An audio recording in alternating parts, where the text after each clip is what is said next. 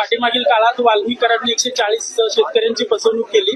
जे ऊस तोड यंत्र असतं त्याच्यात अनुदान मिळवून देतो म्हणून फसवणूक केली. शेतकरी गुन्हा दाखल करण्याची मागणी करतात. त्यामध्ये मुख्यमंत्री देवेंद्र फडणवीसांनी SIT, त्याच्यामध्ये CID, त्याच्यामध्ये न्यायालयीन चौकशी या 3 चौकशा लावलेल्या आहेत. कुणाचा काय गुन्हा असेल, तक्रार असेल तर या 3 एजन्सीकडे जाऊन त्यांनी तक्रार करावी. त्यामध्ये कुणालाही पाठीशी घालण्याचं काम केलं जाणार नाही.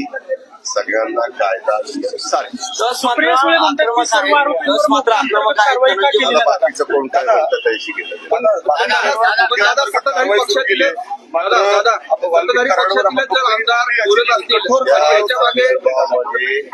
जे कोणी दोषी असेल त्यावर कारवाई केली जाईल असं राज्याचे प्रमुख देवेंद्रजींनी सांगितलेलं आहे. आम्हाही लोकांचं तेच मत आहे आणि तशा पद्धतीनं एखादी चौकशी करून काही झालं असतं तर गोष्ट वेगळी, पण आता CID आपली वेगळी चौकशी करते, SIT वेगळी चौकशी करते आणि न्यायालयीन पण चौकशी आहे ना बाबा. त्याच्यावर तिथं काय सरकारने काही कुणाला वेगळं काही ट्रीट करायचं नाही. सगळ्यांना कायदा सारखा गाडी पाहायला मिळते. शरद पवार स्वतः नाराज दिसत आहेत आणि त्याचबरोबर आज म्हणजे संजय राऊत सुद्धा टीका करत आहेत. एकदा सीएमला भेटतायत, वेगळं काय महाविकास आघाडीचं काही महायुतीमध्ये आणि काम तुम्ही जसं बाहेर पडलं इतर ते काल महावितरणच्या निवडणुकीनंतर काहीतरी माझ्या तोंडातून घेऊ नका.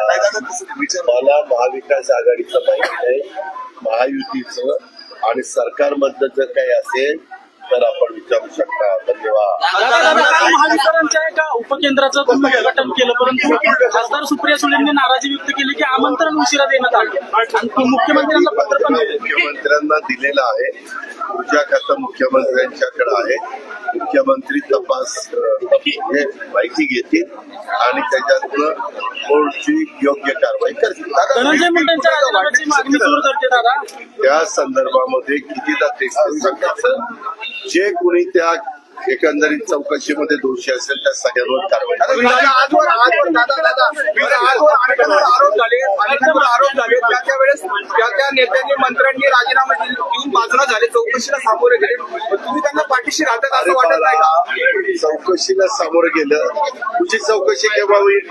तुझं नाव आलं तर होईल ना. तुझं जर नाव नसेल तर चौकशी बळबळ तुझी करतील का रे? काय तुम्ही